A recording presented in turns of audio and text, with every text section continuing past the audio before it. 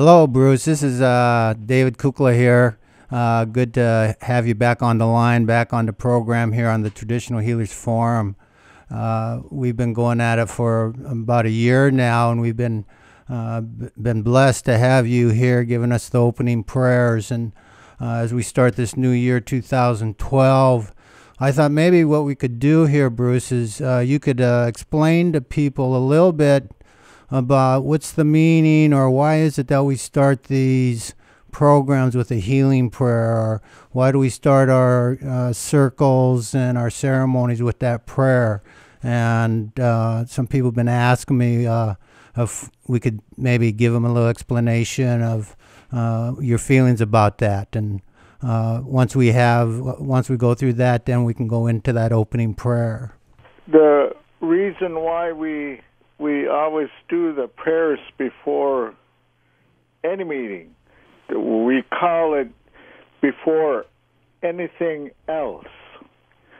And what that means is that before anything else is that we have to give an acknowledgement for everything that is here, that the Creator has put on earth for us, to remind us of that the seven grandfather teachings of humility and bravery and the wisdom, knowledge.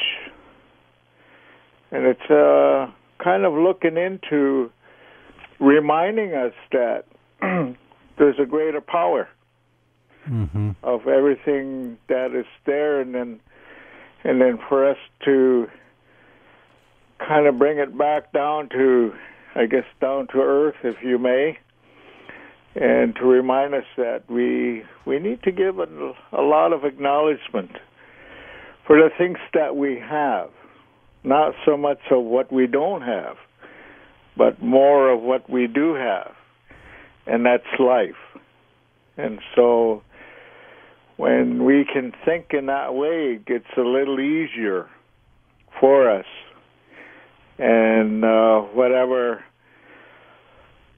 we're going through in life, it brings us back down to earth, I guess, is to say that. Sort of sounds as if you're saying that it's a way of putting all of our minds into that same place, into that place of gratitude, into that place of acknowledgement. So it's sort of aligning all of us in that bigger circle, if you will. Yeah, exactly. And it's that gratitude that addressing too of what we have in life. And we should take a look at that more often, because if we do, then it isn't so hard. It's not so hard. It isn't like the end of, because really it's the beginning. Because we have to feel that. Right. Yeah, we have to feel both. You know, yeah. And for us as First Nation peoples or Indian people, is that that's what we have to do. Because our people have gone through so much in the last few hundred years. You know, we've lost so many people, more than all the world wars put together. And not only losing people, but we're losing our land. And being taken away from us. And we have to fight for that, because there isn't anybody stepping forward and say sorry, and how can we help? No one's stepping forward to do that. In that great loss, no matter if it's someone in your family, maybe as you get bigger into your community, or as you're saying, your nations of peoples, and that great loss, that when you start that opening prayer and that reminding people of the gratitude of what we do have, maybe we don't get lost just in that place of suffering, in that place of giving up, in that place of hopelessness. And so, we're surviving. Mm-hmm. We have survived the Great Holocaust. Mm-hmm. And, we're going to see to it that with the help of the Creator and our reminding ourselves every day that we can make some changes, mm-hmm. and it isn't with war. Mm-hmm. It's a peace of mind, Mm-hmm. which every living being is looking for. Mm-hmm. And so we still have that, Mm-hmm. that forgiveness. Mm-hmm. And I guess it's forgiveness in the sense that we trusted too much. Mm. And so what we have to remind ourselves is that, that belongs to us. Mm-hmm. And we are the ones that are going to show the world that love and kindness is what's going to win out on everything. Mm. So then that opening prayer is that reminder of also how we're to be in that good way, in that place of not only standing in our truth, but how we stand in our truth. Really. Standing it in. Mm-hmm. It's more of, I guess, walking the talk instead of just talking. Yeah, I got some work to do there. And then also what I'm hearing you say, Bruce, is that in that opening prayer, the reason that you do that is that it's the acknowledgement of that greater power. You use the word creator. Other cultures, other indigenous peoples have a different name for that greater power, but it's to somehow put ourselves in perspective, maybe a little bit humility, a little bit of a teaching and humility there. What's been said before about us is that, the Creator and God are the same. Mm-hmm. And to us it isn't. Mm-hmm. Because God is male, dominant, and the Creator for us is female. Matriarchal. Matriarchal. Mm-hmm. Because that's the only one that can bring life into this world. Mm-hmm. It's the only one that can give life. So there is a difference. That makes me feel good. Our job is to protect the women and children as much as, and that's my job. Mm-hmm. And I feel good with that, to see to it that there's no more residential schools and there's no one to take our children away from us anymore. Yeah. So that we've come a long ways with that. You know how people get hung up on words, and some people hear the word prayer and they go, they get squeamish, right? Yeah. And so maybe we could use the word acknowledgement. Sure. There's a lot of power in that word of acknowledgement, not only for ourselves, but for the world around us, eh? Oh, yeah. Because at this point in time, there's all kinds of traumas going all throughout the world. Mm-hmm. And seems like the powers of this world isn't able to fix anything. Right. Yeah. Right. They're supposed to be able to. Well, I think that gives people a basic understanding anyway, Bruce, of give it a little depth to the meaning of your opening prayers that you've been blessing us with over this past year. And so maybe with that, why don't we move into the opening prayer here, and then we can move on into the program. Okay. So if you want to give that opening prayer and then maybe explain a little bit of what you're saying, and then we can have a little dialogue on what we're going to be discussing tonight. All right. Dane tono ne wadanisli ne. Ne galivagelo ne wagets ne wagenya daga. Ne daga dene hela donyo. Ne adwanizadeni ado sundadeni. Ne jinachteso ne sungwali wageloni ne sungwa diso. Ne gadi ne sogoyo gwenyo hadi go ne tunyo chiru gadi watanjedo dane nyataga nanugani go. So what that means is that I humbly introduce myself, that I've decided with the help of my people in growing up that that our ways and our teachings is what's going to save us in the end, with all the things that we have gone through and all the things that we're surviving through, is the willingness to be able to accept the greater power, the higher power. When I say it in a prayer, I say, I humbly, as much as what I can, to not as a task, but to encompass the whole spirit of me. The mind, the spirit, and everything of the physical part and the emotional part of understanding, of that teaching, and that's every day and every night, and that's something that I have observed with my brother when we were younger.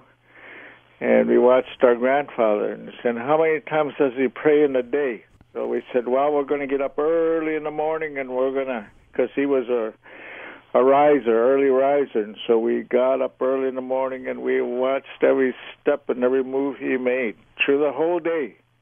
And at the end of the day, I asked him, I says, how many times did he put tobacco down to give acknowledgement? And he said, 28. My brother asked, he says, what did you get then? I says, 27. So I was short one. But that just goes to show you, the sacredness and the holiness of him, And I'm still working on it, and I'm up to 5 so far. Yeah, it's almost as if life is a living prayer. Yeah. And your grandfather, he was a wonderful example of that for your family and for his community. This is, again, David Kukkola on La Onda Bajita, the Traditional Healers Forum from the four corners of the world. And we're with Bruce Elijah, Oneida Clan of the Iroquois Confederation, healer and activist, community builder. He's given his life to making this a better world, not only for ourselves, but also for our children. They talk about the 7 generations behind us and the 7 generations ahead of us. And with that, we're going to move a little forward, and tonight's program's on burnout, the body, mind, heart, spirit connection with that issue. What does burnout mean? Why does it seem to be such an epidemic in our modern culture? I know in the 35 years I've been doing the healing work, many of my clients come to see me just burned out, as if there's nothing left in them. And so I wanted to turn this over to Bruce for a little bit and ask him ask you a couple things, Bruce. And one, why do you think that this concept, this imbalance called burnout is so prevalent in our modern culture? And how do you and your communities, how do you address that issue? Well, for us, it's a song. And the song tells us where we come from, who we are, and we go back to the beginning of time. And it brings us to the present, and it gives us a really good picture of what's ahead of us, the future. And the future in our prophecy gives us a really good insight of what that future is going to look like. That makes me wish that I could live forever, because there's so many good things yet to happen. And I want to see that as much as what I can with the time that I have left on this earth. And I know now that whatever I can't, my children and my grandchildren and so on, they're the ones that are going to see that. And I've paved the way for that to happen. And, it's encouragement, and it's the love of life, and it's understanding that we can accept that, and I can accept that power of peace, that power of what love can do, and understanding your place in the world. And that's where I'm coming from. And so we have very little, if any, burnouts, because we have so much, and then the energy comes back to us when we work in that realm. It's a big circle. And each time that happens, and then we get tired once in a while, and so we, Tired is different than burnout, right? Yeah. And so we go back into the sweat lodge. And that in itself right there is what rejuvenates us. What an amazing thing, because we can go back. The sweat lodge symbolizes the womb of the mother, and where everything is taken care of. And so we can go back inside and rejuvenate, and might as well say reborn again. And so what I'm hearing you say is that it's an inner perspective of how you look at life. Yeah. And when you hold that perspective of not only of where did I come from, who I am, bringing me present into the future, that in itself holds you in a certain energy field, for lack of better words. Yep. And so it gives almost plugs you into maybe what you called that higher power, plugs you into that universal life force, if you will. Yeah. Yeah. Oh, that's wonderful. And then the sweat lodge, a way of maybe purifying, maybe letting go of those things, that backpack that you always talk about, maybe a way of getting rid of some of that in the backpack so that you can recharge, regenerate. That's right. And you can renew that every day if you want to. So probably maybe like your grandfather did, at least 28 times a day. Working on that one yet. Yeah, all of us. In regards to other people, the different healers and your community workers, how do you address that issue and encouraging them to, again, that rejuvenation, keeping them from getting burned out, or so that they feel like they're just spaghetti noodle? Well, every Monday night evening for about 3 hours, we get together. We get together and just kind of do a lot of sharing, because again, in a culture, it's family. It's having people around you. And so, whether I like it or not, if I don't go to them, they'll come to me. They won't leave you alone. Because they want to see you being part of the process. So you don't forget, you don't get a chance to feel sorry for yourself. Yeah, what I'm hearing you say is that when you say family, that maybe burnout is connected to the isolation that we've created in our modern culture. Oh, yes. And that with the presence of family, that's almost a protection, almost a protective veil, if you will. Yep. It keeps you on the good path. So glad to have you on the program again, Bruce, and dying to see you up there in Oneida, and maybe we can go pick some strawberries this year. Oh, that'd be nice. That'd be great. And so give my love to the family and to your community, and we'll be talking to you soon. Thank you so much for being on the program. This was David Kukkola on La Onda Bajita Traditional Healers Forum with Bruce Elijah, a healer medicine man from the Oneida Clan of the Iroquois Confederation. Thank you. Thank you.